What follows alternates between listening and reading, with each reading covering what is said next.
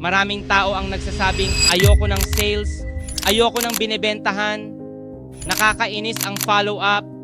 Pero kung iisipin mo, bumibili pa rin naman sila araw-araw. Ibig sabihin, hindi sila galit sa pagbebenta. Ayaw nila ng biglaan at pinipilit sila.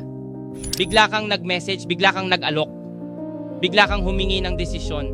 Kahit wala pang tiwala, wala pang relasyon, pero gusto mo may benta na agad. Diyan pumapasok ang permission-based selling. Ang permission-based selling, hindi ka nagsisimula sa offer, nagsisimula ka sa value.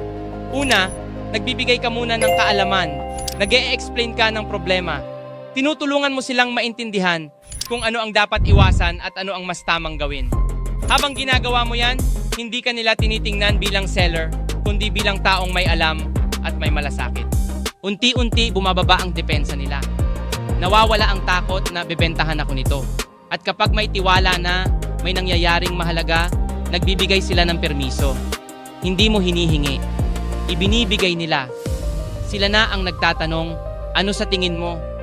Ano ang marerekomenda mo? Paano ba dapat gawin? At sa moment na yon, may permiso ka na. Kapag may permiso ka na, hindi ka na nagbebenta. Nag-a-advise ka na lang, nagre-recommend ka na lang. At ang recommendation, mas madaling pakinggan kaysa sa sales pitch.